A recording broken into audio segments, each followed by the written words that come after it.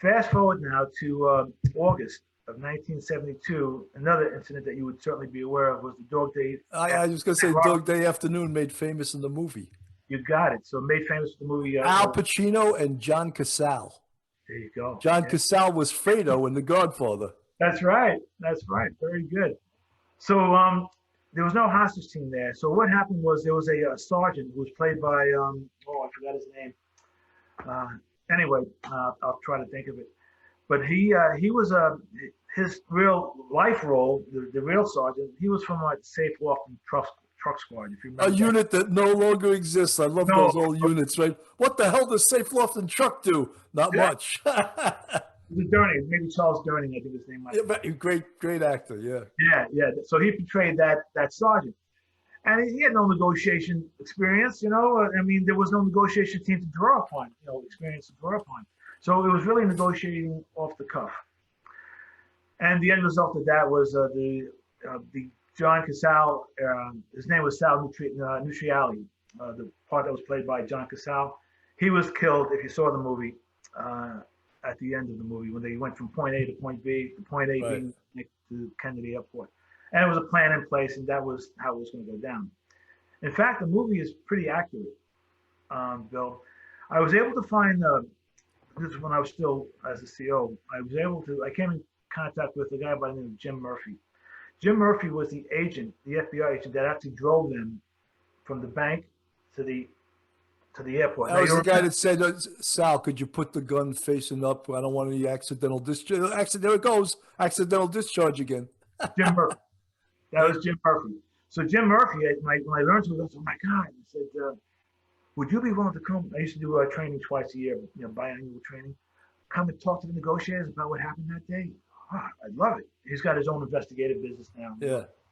So he came down and he says the movie was pretty accurate with some changes. And if you remember in the movie, the gun was hidden in the armrest on the driver's side, and all he had to do was put it down. Well, that was not the case. So they had, when they brought the vehicle to the location, to the bank, they had hid the gun underneath the floor mats. And when John Wojciech, that was the Sonny character, when he went through the vehicle, he checked everything, except he didn't check under the floor mats. So they took a chance at that. So as soon as Jim Murphy got into the car, he bent down and he had the gun immediately. Right. And he hid it under his seat. That's a ballsy move, though. It really was. They got away with it. So that's how, I guess, law enforcement. I mean, could you ever see the department doing that today? No. I couldn't either, No. So that's how that went down. Then followed, Bill, 1 month later in September. That was so September of 1972, the Munich Olympics occurred. The massacre at the Munich Olympics. If you remember that, the group of the Israeli Olympic team was taken hostage. Yeah, they took over the dormitories, housing. They started executing them. Yes, yeah. And the end result of that was 11 Israeli athletes and coaches were killed, and there was five of the terrorists that perpetrated the act. Right.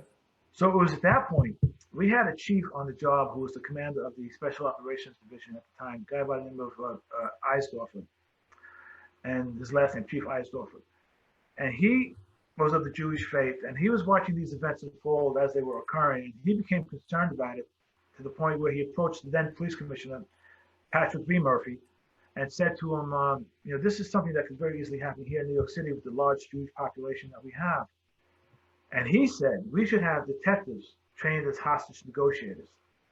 So Commissioner Murphy at the time says, all right, good idea. I guess put something on paper and let me see it. So they put something together. They did check the database and they find Harvey Schlossberg, who at the time he was, I think he just made detective, but before that he was directing traffic in Midtown traffic area. He was a traffic. What a waste of talent, right? Yeah, absolutely. Being forensic psychology, So they bring him in, and Chief Eisdorfer says to him, "This is what we want you to do: develop guidelines for the, hostage taking."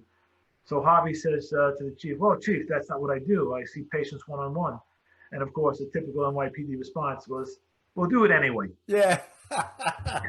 I love So he that. went out and he conducted research and he came up with the guidelines that are still practiced throughout today, Bill, through every hostage negotiation team throughout the entire So world. he must have been a pretty damn smart guy then. Oh yeah, absolutely. So he did that, and they were starting to train captains and above down at Floyd Bennett Field when all this, there was no hostage team yet, but just some of the psychological guidelines for hostage taking. Right. Then fast forward to January. It was actually January. I remember the dates because I've been teaching it so long. January 14th of 1973, we had the John and Al Sporting Goods store robbery in Williamsburg, Brooklyn. For those of the audience might not remember that, it was a sporting goods store where they sell guns, and at the then radical group called the Black Liberation Army Right. go in. There was 4 of them to commit a robbery of the place, and it was happening to be a police officer on a foot post, just had me walking, and someone said, "Hey, officer, something's going on in there." He peeks in and he sees these 4 guys with guns doing the robbery. He calls it in, and all of a sudden it winds up being a 43-hour hostage siege. Wow. 43 hours. And the end result of that was one of our police officers, patrolman, which was the name of the rank at the time, patrolman Stephen Gilroy from Emergency Service Squad 6 was killed as a result of that. And 2 of the police officers were shot and wounded. Thankfully, they survived. Just a quick lesson, if I may, on Sure. how Steve Gilroy was killed. It's something that we learned, a lesson that we learned out of World War I, actually, in the foxholes in France at the time. It's called 3 on a match. And 3 on a match was what came out of World War I on 3 on a match was they would try to save matches, conserve matches. So there was 3 soldiers in a foxhole, and they all had cigarettes, and they wanted to conserve the match. So they tried to light the 3 cigarettes with 1 match.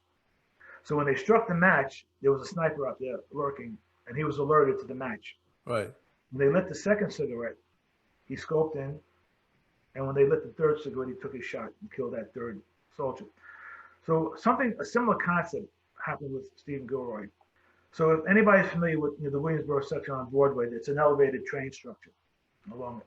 So he was hidden behind a structure, the pillar. And what he did, he looked out once, and when he did that the first time, he alerted the gunman that he was there, one of the gunmen.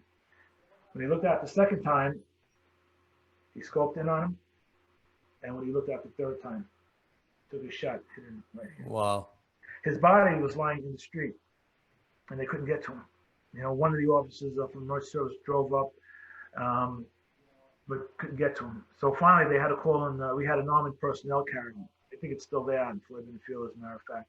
They had to truck it in from Floyd Bennett Field. It took hours to get it in.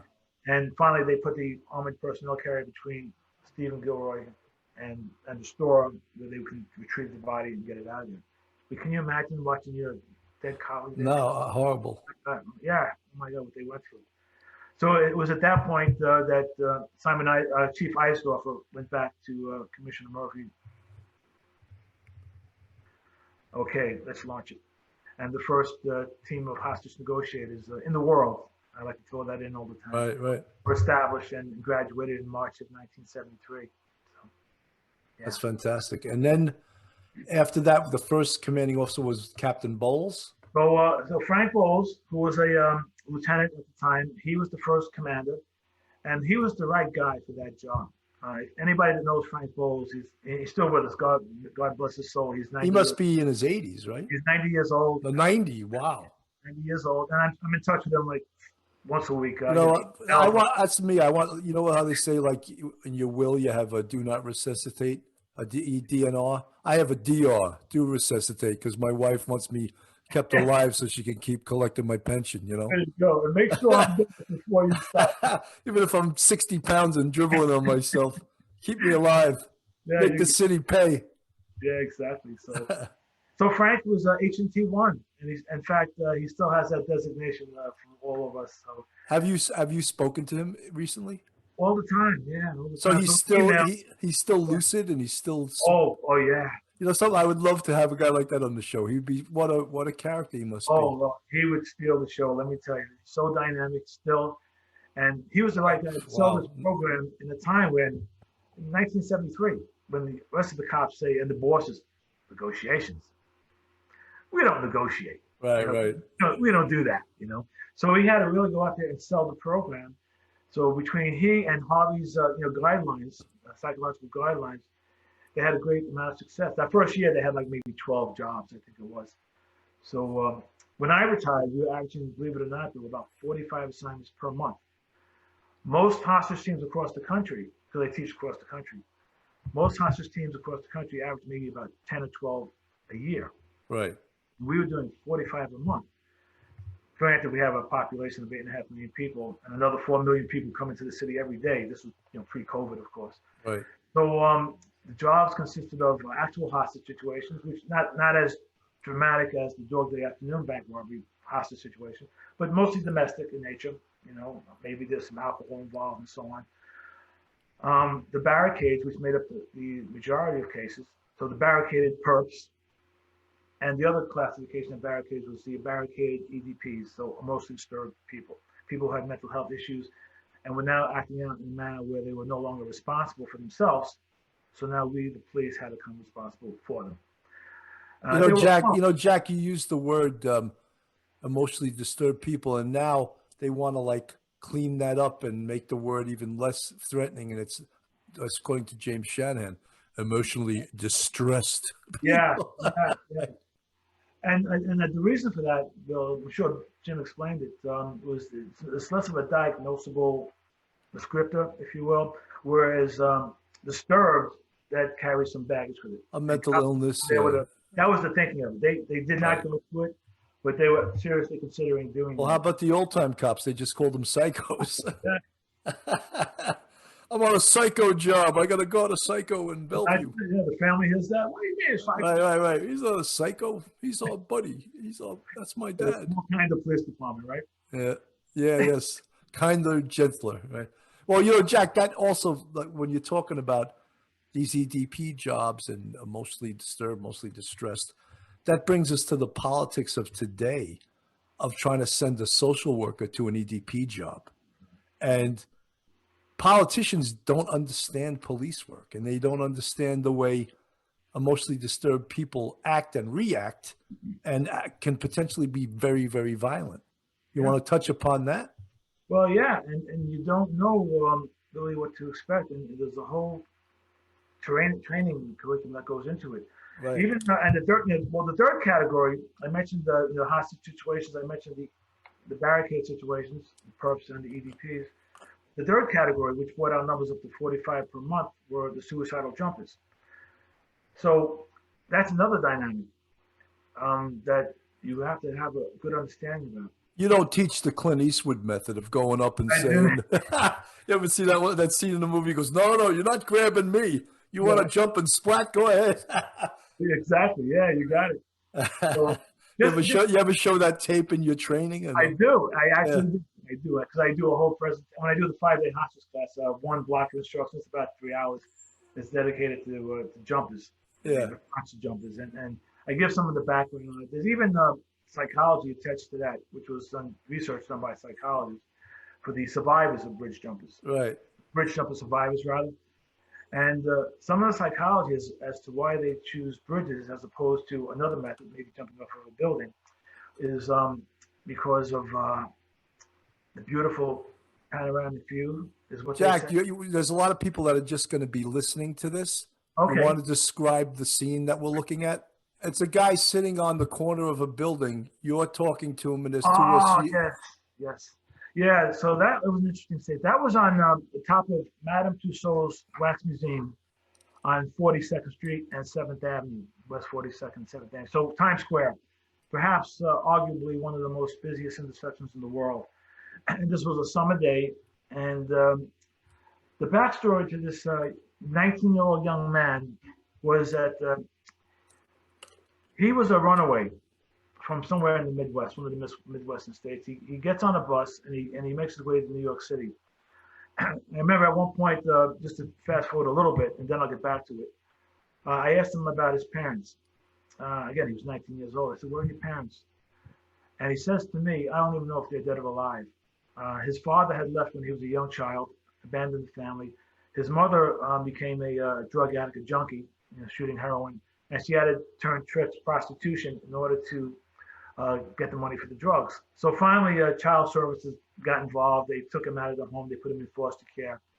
He went from one foster home to the next, and finally, when he was old enough, got enough money, he got a bus ticket, and he came to New York City.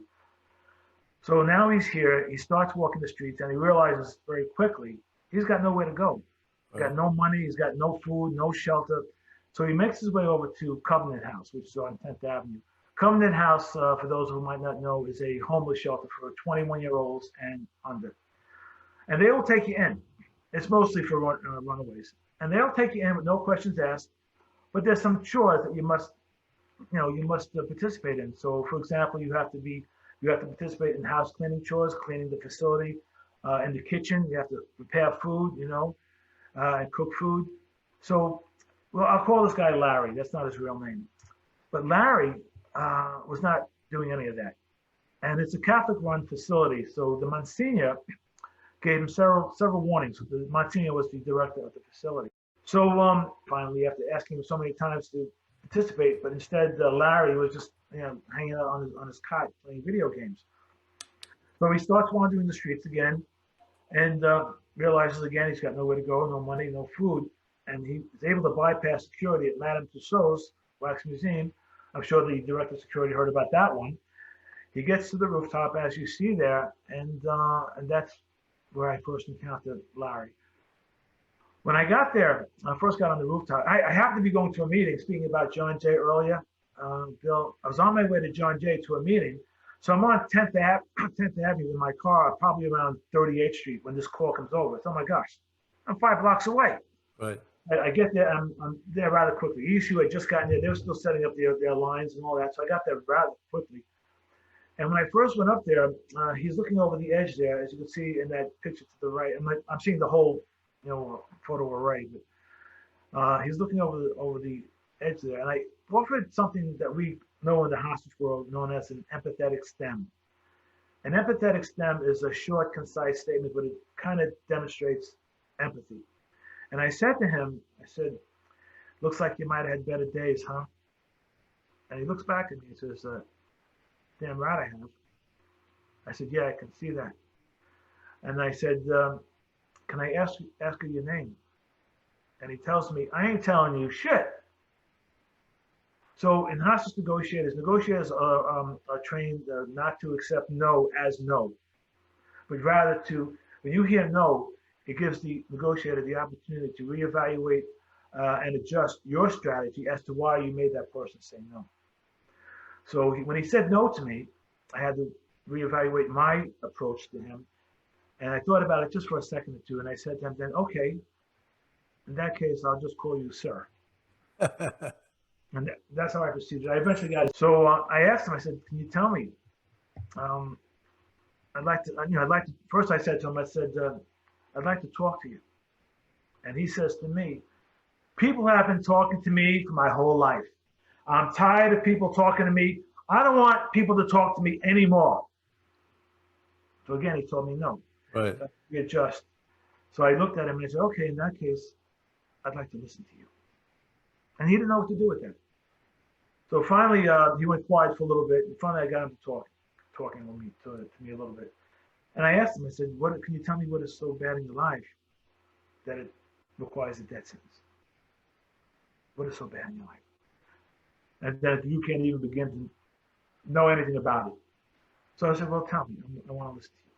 So I wind up, as I'm speaking to him, that's when I got into the issues about the parents. And, I was asking him, what do you want to do with your life beside this? He goes, I have no purpose in life. I have nothing. That's why I'm here. So as soon as he says that, one of my negotiators, Detective Chris Breslin, formerly of the 10th Precinct, now with the 10th Squad, now he's with Major Case, brilliant negotiator. He's going through his knapsack on top of the rooftop, and he pulls out a notebook with his writings in it. And he reads it, and he says, hey, Lou, take a look at this one paragraph. So I read it, and the paragraph said something, it's his handwriting, the paragraph said something to the effect of, we must serve as a beacon of light to the underprivileged children of the world to show them the right path. So I said to him, I said, Larry, did you just write this? And I read it. He says, where'd you get that? So, well, we got it in your backpack. We're trying to see who you are, and we came across this. Did you write that? He goes, yeah, I wrote that. So I said, well, then it appears that what you just told me is not true. You said you have no purpose in life. This tells me that you do. You want to help underprivileged children of the world. And I can help you with that. I have resources that I can put you in touch with that maybe will help you serve as an intern to help underprivileged children, and maybe at one point, get a paid position with it. Right. But I can do with that right now. So finally, the long and short of it was, I tell him, if you come off that ledge, I said, I didn't say if, I said when you come off that ledge, I'm going to give you my business card. We're going to take you over to Bellevue Hospital for evaluation. But you're very lucid, and it's not going to, I promise you, it probably won't be more than a day or two that you're going to be inside. And when you get out, I want you to call me. This is my business card, so just my office information. That's all, my office phone number, nothing personal. And he looked at me, and finally, I think the last picture that you showed, he was actually coming off that ledge. So it had to be something on a volunteer basis because we could not, there's a girder there, if you can see it. The issue could not get to him. Right. I certainly could not get to him. And by the way, I was also harnessed in, so I wasn't going anywhere if he tried to pull me over. But so finally, yeah. There's the picture of him come, which must be an amazing feeling. Oh yeah, it really is. Every time you're able to do that. And finally, brought him off to Bellevue. So sure enough, though, just to finish the story, about 3 days later, I'm in my office and the phone rings and it's Larry. He goes, yeah, it's Larry. You told me to call you. I said, yeah, Larry. Thank you very much for calling. What happened? And he told me, he said, they gave me some medication. They told me to come back in 3 weeks, and that's it. And they sent me on my way. I said, okay, so what do you want to do, Larry? Tell me. And he says, well, I have nowhere to go. I said, all right, would you like to go back to Covenant House? He goes, yeah. I said, okay, I know the Monsignor. I'll call him, but I know what he's going to say. That you're going to have to follow those rules. Are you willing to do that? Otherwise, he's going to be wasting your time and his. He goes, yeah, I'll follow the rules. All right, I'll call you back. So I had his number on my caller ID. All right. So I called him back. I called him, the Monsignor, explaining what's going on. He knew what was going on. These pictures that you're showing, they were in the newspaper. So he saw them in the front page of the papers. So he knew exactly what was going on. And I said, Monsignor, would you be willing to take him back? And I said, before you can say the next step, he says, I'll tell you. He already says, okay, Jack, if he says he'll follow the rules, then I'm waiting for him. So I called back Larry, and I said, go, he's waiting for you, but don't forget your promise. So I usually don't follow up on these jobs, Bill, but this was kind of close. Yeah. So I called the Monsignor the next day just to see if he even arrived. He goes, yeah, Jack, he arrived, and so far he's doing what he's supposed to. Right now he's in the bathroom, cleaning the bathrooms. He goes, I'll call you if anything else changes. And I never heard back from him. So I hope Larry went on to live a productive life. You hope so, man. That's a great story. I hope so, yeah. So that's the story behind that one, yeah. Well, it's amazing. Like, all of us, cops, sergeants, lieutenants, we go through the police department on patrol, and you meet a lot of people that are in crisis, and you meet cops that are in crisis, and I'm sure that all the things that you've learned being a hostage negotiator has helped you in other areas of your life too. I mean, I thought about, Jack, how do you negotiating for a car? Are you good with that? With using some of these hostage negotiation techniques? Not so good. I'm okay with it, but they always get the better of the deal. They always do. That's probably a different type of negotiation, right? Yeah. I mean, these guys are masters, Yeah. I one time told me this a while ago. I bought a car. It was a new car. And I'm going back years ago. And the guy goes like, the salesman goes like this. My brother's going to kill me. The implication was that he's giving me a better price. Oh, yeah, he's giving you such a great deal. Yeah. So I realized that you're a nice guy. You got to be like, fuck you. I don't care. I want even lower than that, right? You got to double down. That's right. It's crazy. Jack, one of the things too, which I found amazing, and I'm sure a lot of other people will, is that they called upon you, Detective Shanahan, and a detective named Lydia Martinez. Martinez. Yeah. To go, yeah, I know, I know the story. To go to Guantanamo Bay and to teach the U.S. servicemen over there United States hostage negotiation. Yeah, the American Joint Task Force. Yeah, that was such a big honor. And how that came about, Bill, if you want to hear it, Yeah, yeah, absolutely. how that came about was one of our negotiators at the time, a guy by the name of Kevin Hanley, Detective Kevin Hanley, worked out of Staten Island. And Kevin was a naval reservist. At the time, he was an ensign in the Navy, in the reserves. And he was, every year, he had to go away for, I guess, 4 or 6 weeks, whatever it was. And he was stationed at Gitmo, Guantanamo Bay Army base in Cuba. And while he was there was an uprising in Camp Delta. Camp Delta is the detention facility that houses the detainees. And there's three different sublets of that encampment. So there's the compliant, pretty much the compliant, the cooperative detainees, and they're put in a dormitory housing or setting. Right. And there's the kind of middle of the road, and they're in single cells by themselves. And then of course there's the supermax. These are the real hardcore guys, right? Right.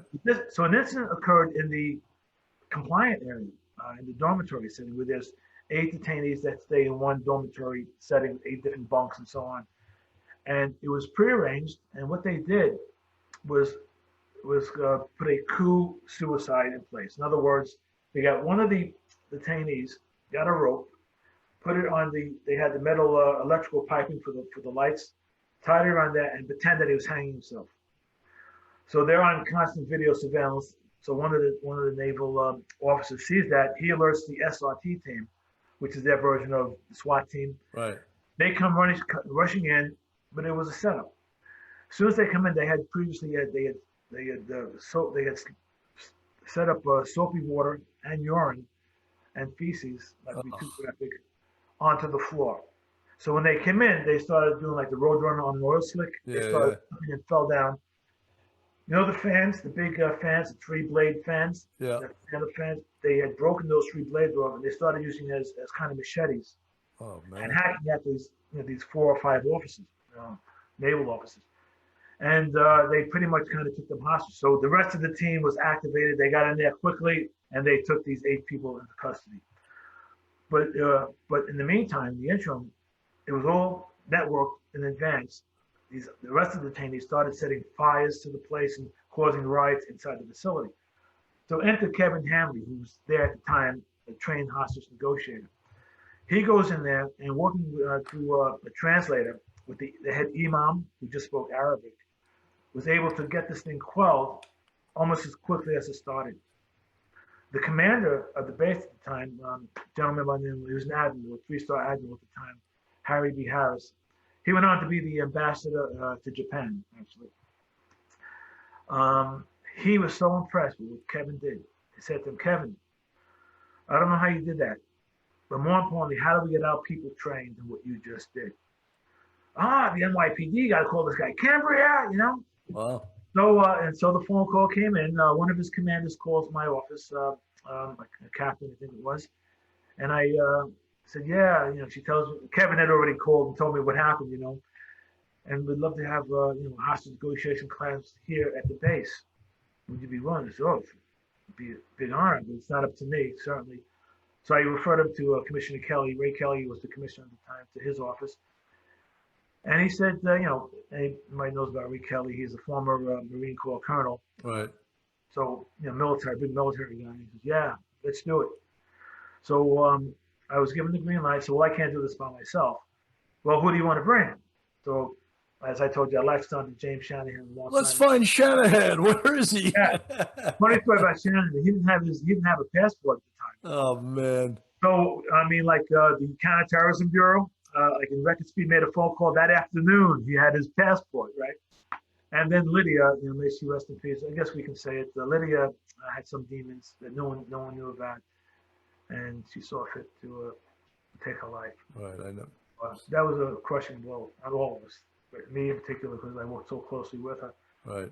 But I grabbed Lydia, and the 3 of us went, and we did this 5-day class. There was another detective from Counter-Terrorism named Eddie Sloan, who came with us, but he was working with the intel part of all that, getting intelligence from them and exchanging information and so on. So that's how that happened. So I got to tell you just one more quick story about that. At the end of the week, I would give there'd be an exam. So of course, I'm not going to give a big exam to the military, right? Right. But they really bought into the principles of negotiation because that's something that was foreign to them. Same thing with the military negotiations. We don't do that. Right. We don't negotiate. We just drop napalm, Right. So at the end of the week, their exam I made it easy for them. I said everybody in the class has to get up in front of the class and do a 5-minute speech. Anything you want. It could be about hostage related or anything you want. And the idea was behind that was when you're on a door, you're on stage, and make no mistake about it, everybody's watching you. Yeah. So if you're going to be nervous about it, then let's get over that now in a clinical setting in the classroom. So one of the it was also an ensign gets up and he thought telling the story. He goes, about 5 years earlier from this time of the class, he says, my brother, who had some mental health issues, was on the other side of that door. He came from a small little rural town in the Midwest. And he said, and the negotiators that came were obviously not very well trained. They were making jokes. Yeah, come on out, we're gonna have a beer, Yeah. And when I teach the class, I get into active listening skills and about dealing with people's emotions, So and that's what we taught that week. So he says, and they kept doing that, and finally we heard the shot go off. We had killed himself, and he says, I honestly believe that if the NYPD hostage negotiation team was there, it might have turned out differently. So, very big honor for us to say that to us, So they did buy into that, Not everybody does, but I got to tell you, Bill, it does work. That's amazing. And then also you taught the West Point cadets who were seniors, right? Yeah. Another amazing, talk about putting something on your resume. Guantanamo Bay, West Point cadets, Yeah. And the same thing. So when we got back from Gitmo, it generated a little media attention, And about 3 or 4 weeks after I got back, I got a phone call from the Commandant of the West Point Military Academy upstate New York. And he says, I saw what you guys did in Gitmo. That's amazing. Thank you very much, Commandant. He goes, listen, I'd like to do something for my senior class cadets just before they graduate. I can't do 5 days, but maybe an 8-hour overview of the principles of negotiation. It'd be amazing. I'd love to do that. Again, I referred him to Commissioner Kelly. He said, let's do it. And the last 8 years. Jack, just to interrupt you for 1 second, that's also a star on the badge of the NYPD, that they're sending one of their guys or their team to teach West Point cadets, Guantanamo Bay. I mean, that's amazing. No, it really was. And what an honor. Yeah. So for the last 8 years before I retired. They should send you to Congress now. Oh my God. To talk them off the ledge. James, myself, and Lydia would go, and then Lydia left us, and then it was pretty much James and I would go pretty much every year and do that thing for them, That's amazing.